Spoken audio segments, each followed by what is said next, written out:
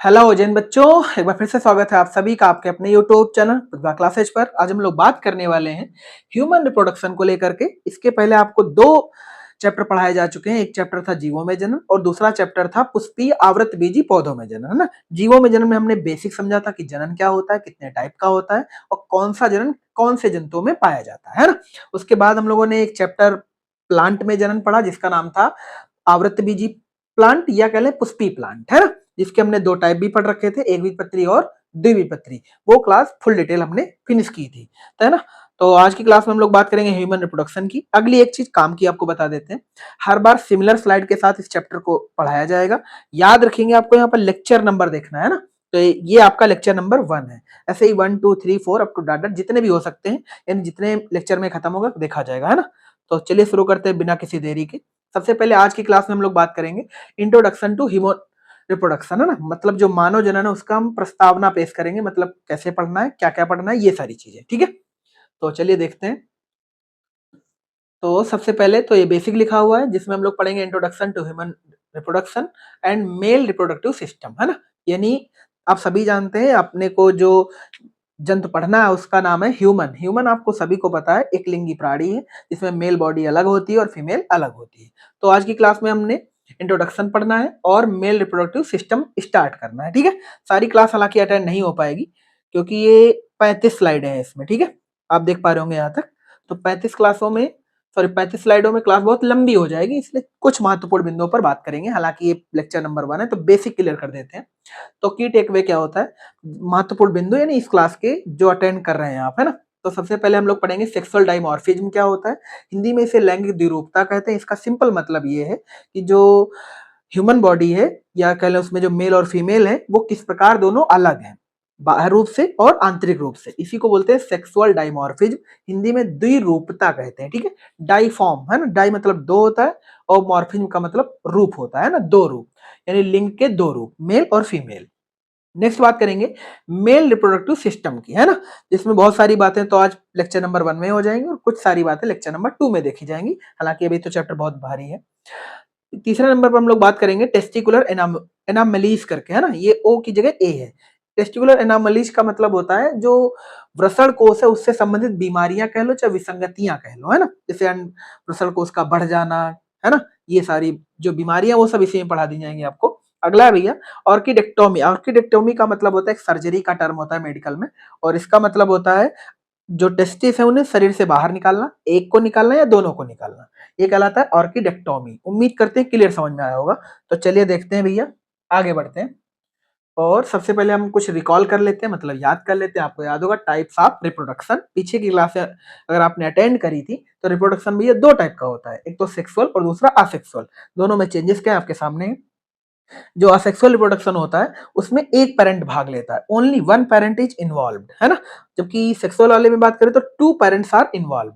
आपको याद होगा यहाँ पर जो संतान बनती थी या ऑफ स्प्रिंग बनता था, न्यूबॉर्न बेबी बनता था, वो पेरेंट के सिमिलर होता था, यानी आइडेंटिकली भी और जेनेटिकली भी। जबकि यहाँ पर जो सेक्सुअल रिप्रोडक्शन होगा उसमें जो संतान होगी वो जेनेटिकली यूनिक रहेगी, मतलब वो सिमिलर नहीं रहेगी, वो हालांकि अलग रहेगी। आप सभी जानते हैं सगे भाई बहन भी अपने लक्षण चेंज कर रखते हैं, है ना। और वो अपने पेरेंट से मिलते नहीं है, या कह लें उनके थोड़े बहुत लक्षण अपने पेरेंट से मिलते हैं, सारे लक्षण मैच नहीं करते हैं, ठीक। नेक्स्ट बात कर लेते हैं एडवांटेज ऑफ सेक्सुअल रिप्रोडक्शन, मतलब इसके लाभ क्या है। तो पॉइंट नंबर देख सकते हैं, 3 दे रखे हैं। एक तो मिक्सिंग ऑफ जेनेटिक मटेरियल, तो आपका जो मेल और फीमेल का डीएनए है वो आपस में मैच कर जाता है, कल मिश्रित हो जाता है, तो एक नई चीज देखने को मिलती है। आप सभी जानते हैं दो चीजों को मिलाया जाता है तो जो तीसरी चीज बनती है वो एकदम यूनिक बनती है। इसीलिए जब मेल और फीमेल बॉडी अलग अलग होती है और वो रिप्रोडक्शन करती है तो वो सेक्सुअल रिप्रोडक्शन कहलाता है, और उनके थ्रू जो संतान बनती है वो जेनेटिकली यूनिक कहलाती है।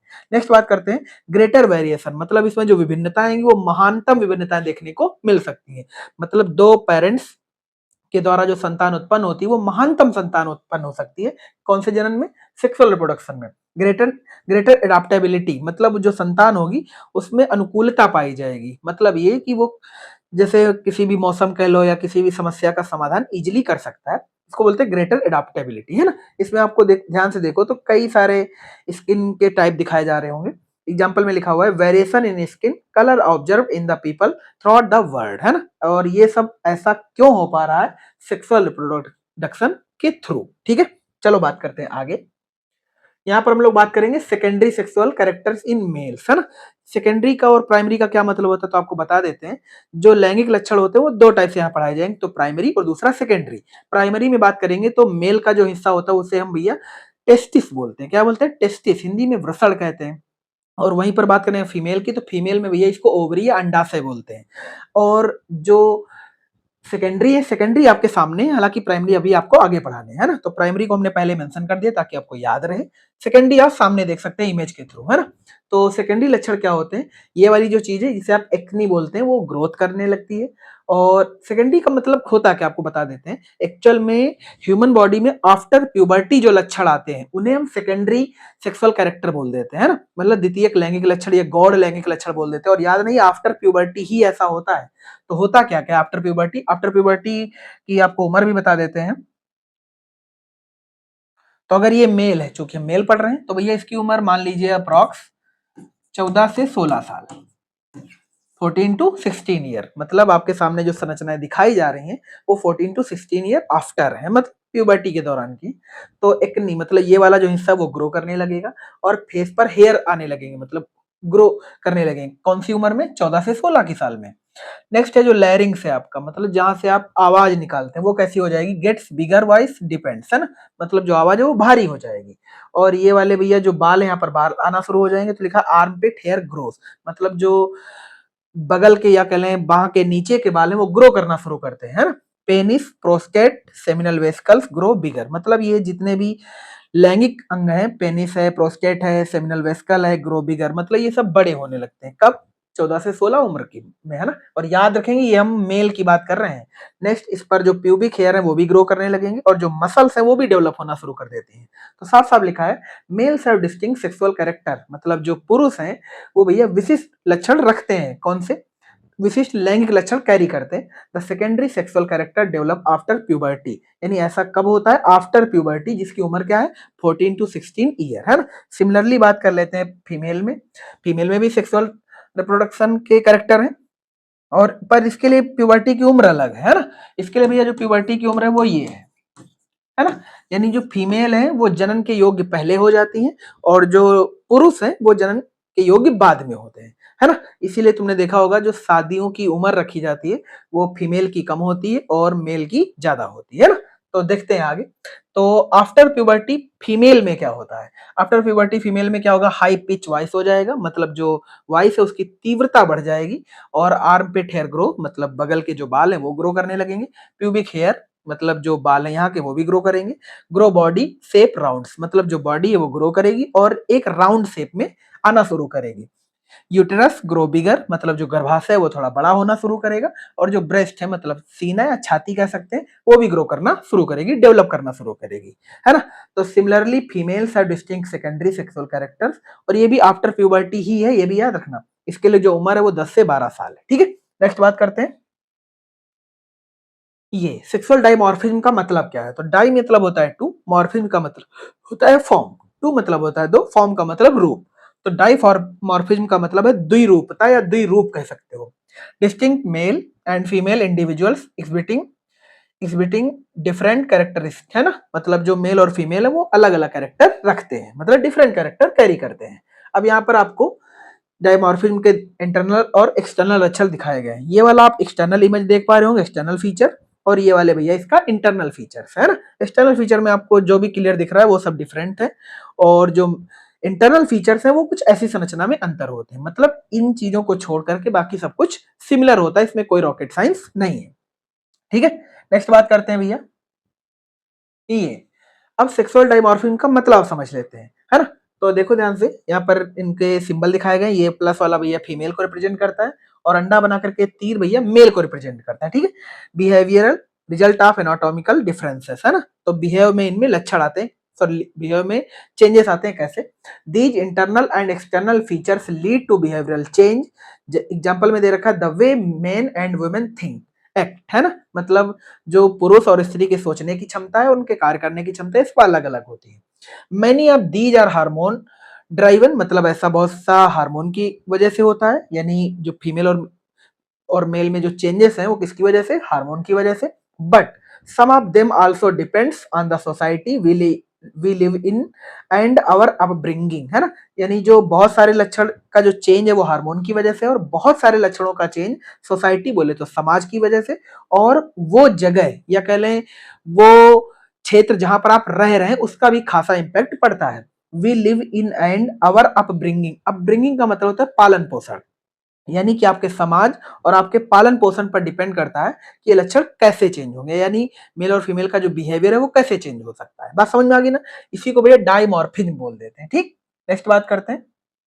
यहां से हम लोग पढ़ेंगे मेल रिप्रोडक्टिव सिस्टम। ठीक है, यहाँ पर ध्यान से देखेंगे तो इसमें आपको दो चीजें पढ़नी है, एक तो प्राइमरी सेक्स ऑर्गन और दूसरा सेकेंडरी सेक्स ऑर्गन। एक चीज आप पहले याद कर लेना कि जैसे आप मेल रिप्रोडक्टिव सिस्टम पढ़ रहे हैं, सिमिलरली भैया फीमेल भी पढ़ना पड़ेगा आपको, है ना। और सिमिलर ऐसे भी नाम चलेंगे, बस कुछ नाम चेंज होंगे पर जो पैटर्न है वो सिमिलर रहेगा, तो ये याद रखना। ठीक, तो मेल रिप्रोडक्टिव सिस्टम में भैया दो हिस्से होते हैं, एक प्राइमरी और दूसरा सेकेंडरी। प्राइमरी में कौन आता है, तो प्राइमरी में भैया आता है टेस्टिस। इसमें नाम नहीं मेंशन है तो हम यहाँ पे लिख देते हैं। प्राइमरी का जो भैया ऑर्गन है वो टेस्टिस है। ठीक है, इसमें साफ साफ लिखा है they are directly involve in process of gamete production. Gamete का मतलब होता है युग्मक, और यहाँ पर मेल में गैमेट का मतलब है भैया स्पर्म। ठीक है ना। और जब ये फीमेल पार्ट पढ़ाया जाएगा तो इसका मतलब होगा ओवम। तो गैमेट का मतलब होता है युग्मक, और पुरुषों में गैमेट का अर्थ होता है स्पर्म, और गैमेट का अर्थ होता है कि गुणसूत्रों के नंबर आधे। तो आपको याद होगा बहुत पहले से कि पुरुषों या सॉरी स्त्रियों में गुणसूत्रों की संख्या 46 होती है, जिसको हम 2n से रिप्रेजेंट करते हैं, है ना, डिप्लॉइड से 2n इक्वलेंट 46। तो जो स्पर्म होता है भैया वो अगुणित होता है। ठीक है, इसका मतलब कितने गुणसूत्र कैरी करेगा, 23। उम्मीद करते हैं यहां तक किसी बच्चे को कोई दिक्कत नहीं होगी। अब बात करते हैं सेकेंडरी सेक्स ऑर्गन की। इसमें क्या क्या होता है। जो सेकेंडरी सेक्स ऑर्गन होते हैं वो स्पर्म में क्या मदद करते हैं, दे हेल्प इन ट्रांसपोर्टेशन, मतलब स्पर्म को ले जाएंगे। मैचुरेशन मतलब उसमें उनकी ग्रो करेंगे स्पर्म को। एंड स्टोरेज मतलब और स्टोर करेंगे किसको, स्पर्म को। यानी जो प्राइमरी ऑर्गन है वो स्पर्म को बनाएगा जिसका नाम टेस्टिस है। जो सेकेंडरी ऑर्गन है वो स्पर्म की हेल्प करेंगे काहे में, ट्रांसपोर्टेशन में मतलब उनको लाने ले जाने के लिए। मैचुरेशन मतलब उनको परिपक्व करने में। स्टोरेज मतलब भंडारण करने में, संचित करने में। ऑफ गैमेट्स, और गैमेट्स का मीनिंग क्या है, स्पर्म। स्पर्म कैसा होता है, अगुणित। उम्मीद करते हैं डेटा क्लियर है। चलो बढ़ते हैं आगे। नेक्स्ट, अब हम बात करेंगे प्राइमरी सेक्स ऑर्गन को लेकर के। याद रखेंगे प्राइमरी सेक्स ऑर्गन को गोनैड्स कहते हैं, हिंदी में जनक कहते हैं, और इसका एग्जांपल टेस्टिस है। आपको क्लियर दिखाया जा रहा है। ठीक है, यहाँ पे लिखा है they are directly involved in process of gamete production. मतलब जो प्राइमरी सेक्स ऑर्गन है, पीएसओ है या गोनैड्स है जिसका नाम टेस्टिस है, वो डायरेक्टली इन्वॉल्व होता है काहे में, गैमेट प्रोडक्शन मतलब युग्मक के उत्पादन में। और मेल पार्ट में जहां जहां गैमेट आता जाए समझ जाना ये स्पर्म लिखा है। क्या लिखा है, स्पर्म। और गैमेट का अर्थ होता है अगुणित, है ना, ऐसी कोशिका, अगुणित कोशिका, हेप्लॉइड कोशिका। They also produce sex hormones, मतलब जो गैमेट है वो प्रोड्यूस करता है क्या, सेक्स हार्मोन्स। इन सेक्स हार्मोन्स के आपको नाम भी आने चाहिए, उम्मीद करते याद ही होगा। चलो फिलहाल लिख देते हैं।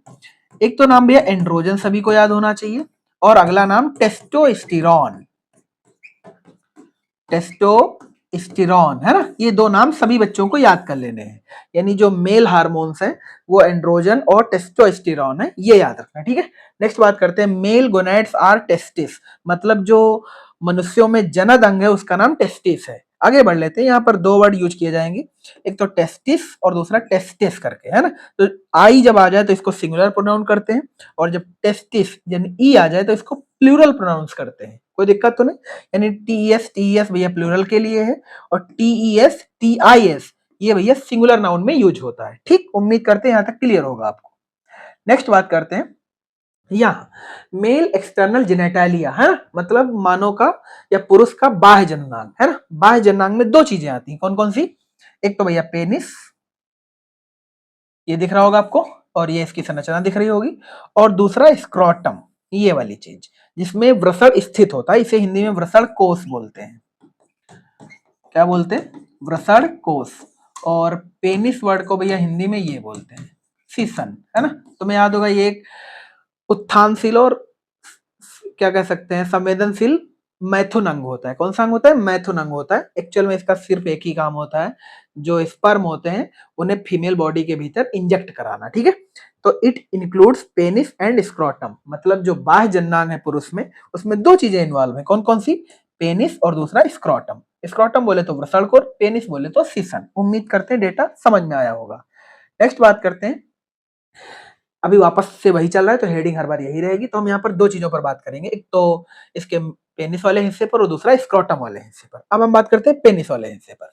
तो इसी को हाईलाइट किया गया और स्क्रोटम को थोड़ा सा डल कर दिया गया है ना। तो यहाँ पर समझेंगे, तो ऊपर भैया जो ये वाली एक लेयर लगी हुई है, ये वाली जो लेयर लगी हुई है भैया फोर स्किन है, मतलब बाह्य त्वचा है या कहें ऊपरी त्वचा है, ठीक है। और ये वाला जो हिस्सा थोड़ा सा फूला हुआ ऐसे करके है, तो इसको बोलते हैं ग्लांस पेनिस। जो जहां पर खाल ऊपर नीचे स्लाइड हो सकती है, इसको ग्लांस पेनिस बोलते हैं, ठीक है। नेक्स्ट बात करते हैं, यहाँ पर जो इसका मुंह है उसको भैया यूरेथ्रल मीटस बोलते हैं। और याद रखेंगे यूरेथ्रल मीटस में जो छिद्र होता है वो दोनों कामों के लिए यूज होता है ना, एक तो यूरिन के ट्रांसफर के लिए और दूसरा सीमेन के लिए। मतलब इस द्वार से दोनों चीजें ट्रांसफर होती हैं, दोनों चीजें उत्सर्जित होती हैं बाहर के लिए। यूरिन भी, मतलब जिसे आप पेशाब बोलते हैं, सीमेन जिसे आप वीर्य बोलते हैं, ठीक है। अब यहाँ पर इसको पढ़ते हैं सही से। कंडक्ट्स यूरिन एंड स्पर्म, मतलब ये जो ऑर्गन है वो दोनों चीजों को कैरी करता है, यूरिन को भी और स्पर्म को भी। स्पर्म के मिक्सचर या कहें स्पर्म जिसमें पाया जाता है उसी को भैया सीमेन कह देते हैं, ठीक है।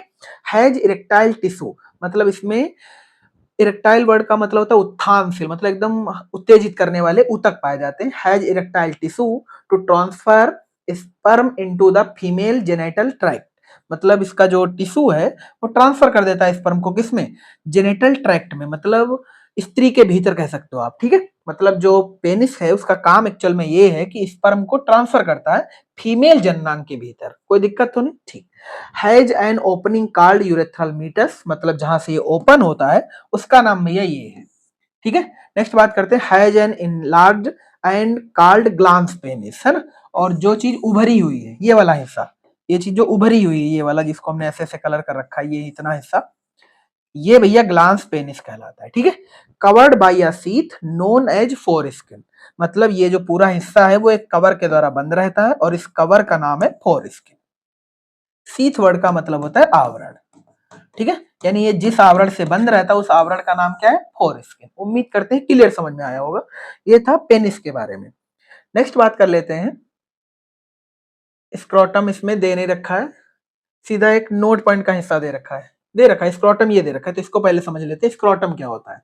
तो स्क्रोटम में देख लेते हैं ध्यान से, it is a sac like structure present outside the abdominal cavity, मतलब ये जो संरचना है वो बाहर स्थित होती है उदर गुहा के, मतलब जो स्क्रोटम है वो शरीर से बाहर स्थित संरचना है ना, आप सभी जानते हैं ना।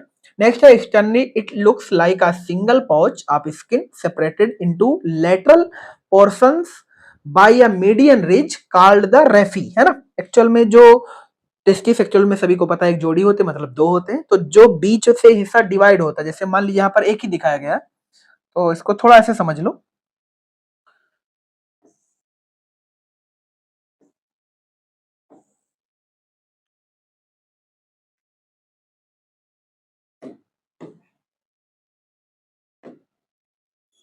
ठीक है, यहाँ पर ऐसे मान लीजिए कि इसके दो हिस्से हैं, एक तो ये और दूसरा ये, है ना। तो बीच से ऐसे डिवाइड होगा, ये हिस्सा वही पेनिस है और ये अपना स्क्रोटम है। स्क्रोटम एक पेयर में होता है, तो एक जोड़ी होता है।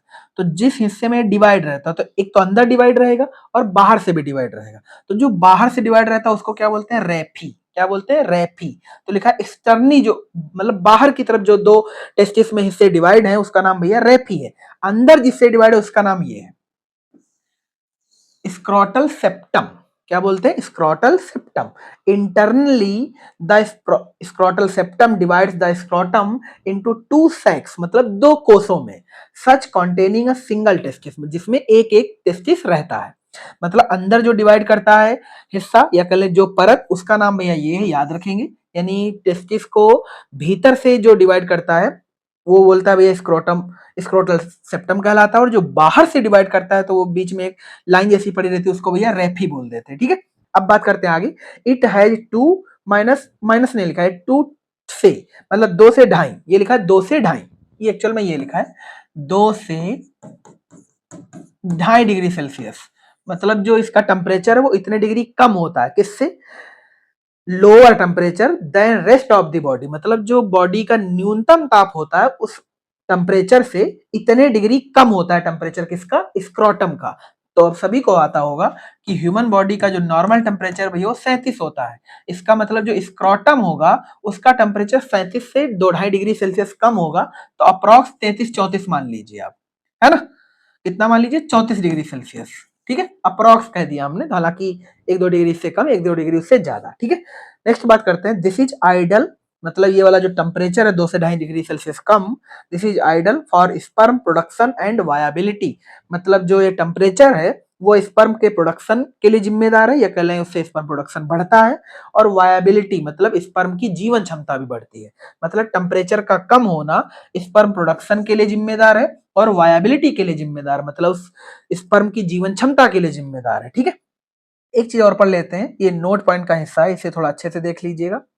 ये एक विशेष कहानी है, मेरे ख्याल से आप सबने इसको सुन तो जरूर रखा होगा, और आप में से अगर कोई बच्चा अगर मुस्लिम समुदाय से और वो क्लास अटेंड करे तो उम्मीद करते हैं वो बेहतर जानता होगा ना। तो खतना एक वर्ड सबने सुन रखा होगा, एक्चुअल में एक संस्कार है, या ये कह लें कि उनके जो अपना समुदाय है वो ये सब क्रिया को प्रेरित करता है, या कह लें करता ही है ना। एक समझो एक त्योहार जैसा इनके लिए है। तो सरकमसिशन है ना, एक्चुअल में इसकी का हिंदी नाम ये है खतना। ठीक है, circumcision is the removal of the foreskin from the human penis, मतलब जो खतना है उसका मतलब क्या है, उसमें कुछ भैया नहीं किया जाता है, जो पेनिस पर फोर स्किन होती है उसी को हटा दिया जाता है, रिमूव कर दिया जाता है, और ये घटना क्या कहलाती है, खतना, है ना। ये मुस्लिम समुदाय में त्योहार के रूप में एक प्रकार से है, और ये त्योहार कोई ऐसा नहीं कि होली दिवाली की तरह आता नहीं, एक्चुअल में ये संस्कार है, पर्व है ना। तो आगे बढ़ते हैं, it is an elective surgery, मतलब ये चुन करके की जाती है, performed on babies and children for religious और कल्चरल रीजन्स, है ना। तो याद रखेंगे धार्मिक होता है और कल्चरल रीजन्स होता है, कुछ मतलब सांस्कृतिक है ऐसा कि ऐसा होना जरूरी है, ये समझ लो। जैसे नहीं आपने देखा होगा कि मुंडन होना जरूरी है ना, तेरहवीं होना जरूरी है, बरहो होना जरूरी है, छठी होना जरूरी, ये सारी चीजें, वैसे ही जो खतना है वो मुस्लिम समुदाय के लिए होना जरूरी, ये मान लीजिए आप। ठीक है, इन सब सहारन कंट्रीज, सब सहारन कंट्रीज का मतलब अरब कंट्रीज कह लीजिए आप, वेयर एचआईवी इज प्रिवेलेंट, मतलब जहां पर जो एचआईवी वो ज्यादा व्याप्त है, इट इज आंसर्ड दैट सर्कमसिस्ट, मतलब वही खतना, man have a lower risk of infection, मतलब जो अरब कंट्रीज हैं वहां पर जो एचआईवी वो ज्यादा व्याप्त है, इसलिए उन पुरुषों को लोअर रिस्क होता है, लोअर रिस्क ऑफ इन्फेक्शन, किनको, जिनका खतना हो चुका है, मतलब अरब कंट्रीज में चूंकि एचआईवी ज्यादा व्यापक बीमारी है, तो वो लोग ज्यादा सुरक्षित हैं जिन्होंने खतना करवा रखा है ना। तो जाहिर सी बात है जिसमें ज्यादातर सब मुस्लिम ही आते हैं, और अरब कंट्री में सब ज्यादातर मुस्लिम ही हैं। ठीक है, नेक्स्ट बात कर लेते हैं, WHO वर्ल्ड हेल्थ ऑर्गेनाइजेशन, है ना, ये एक इंटरनेशनल ग्रुप है, suggest considering circumcision as part of a comprehensive HIV prevention program in areas with high endemic rates of HIV, है ना। तो याद रखेंगे जो WHO वो भी इस चीज को सजेस्ट करता है कि जो खतना है वो इम्पोर्टेंट है, मतलब वो ठीक भी है, कैसे ठीक है, कहाँ के लिए ठीक है, HIV prevention programme in area with high endemic rates of HIV, मतलब उन स्थानों के लिए जहां पर HIV बहुत हाई रेट्स में ग्रो कर रहा है, मतलब बहुत तेजी से फैल रहा है, उन स्थानों के लिए जो खतना है वो इंपॉर्टेंट है, ये कह सकते हैं आप। ठीक है, नेक्स्ट देख लेते हैं, लास्ट पॉइंट इसका लिखा हुआ है, if performed correctly there have been almost no reports, मतलब खतना की वजह से कोई समस्या नहीं होती है, of it affecting biological function, मतलब ना ही कोई बायोलॉजिकल फंक्शन की दिक्कत आती, मतलब ऐसा कोई नहीं है कि ऐसे इंसान पुरुष जो हैं वो बच्चों को जन्म नहीं दे सकते, मतलब इस खतने से कोई प्रभाव नहीं पड़ता है, हालांकि उसके फायदे हैं, फायदा सिर्फ ये है, तो WHO इस चीज को रिपोर्ट करता है कि जिन लोगों ने खतना करवा रखा है वो लोग भैया इस चीज से बच सकते हैं, जिसकी एक बीमारी का नाम है HIV, है ना, आपने इस बीमारी का नाम सुना होगा एड्स, और इसके वायरस का नाम है HIV। यानी जिन लोगों का खतना हो चुका है वो लोअर रिस्क गेन करते हैं, कौन सी बीमारी के लिए, एड्स बीमारी के लिए, जिसके वायरस का नाम HIV है ना, ह्यूमन इंट्रो डिफिशियंसी वायरस, है ना, sorry human immuno deficiency virus. तो स्क्रॉटम तो हमने पढ़ ही लिया, अगली क्लास में हम लोग पढ़ेंगे स्पर्मेटिक कॉर्ड, है ना, याद रखेंगे ये मेल जो हम लोग मेल रिप्रोडक्टिव सिस्टम पढ़ रहे हैं उसके पार्ट है। ठीक है, तो अगली क्लास में इस पूरी स्लाइड को खत्म कर देंगे, हालांकि लंबी थोड़ी क्लास रहेगी। तो आज की क्लास में बस इतना ही। ये पार्ट 1 था, इसलिए छोटी सी क्लास करी हमने। तो लेक्चर नंबर 1 उम्मीद करते हैं सभी को पसंद आएगा, और कोशिश करेंगे कि लेक्चर नंबर 2 इससे भी बेहतर आपको लगे, है ना। तो इस क्लास को या एक भी क्लास आपको छोड़नी नहीं है, हर क्लास अटेंड करते चलनी है और अपने नोट्स क्लियर बनाते चलना। ठीक है, डायग्राम भी बनाते चलना, जैसे स्क्रॉटम का या पेनिस का, अपने सारे डायग्राम क्लियर करते रहना। ठीक है, अगली क्लास का जो अपना पहला टॉपिक होगा वो होगा स्पर्मेटिक कॉर्ड, और इसी में हम लोग एनामलीज पढ़ लेंगे और ऑर्किडोक्टोमी पढ़ लेंगे। ठीक है, तो मिलते हैं नेक्स्ट वीडियो में। Thanks for watching. जय हिंद।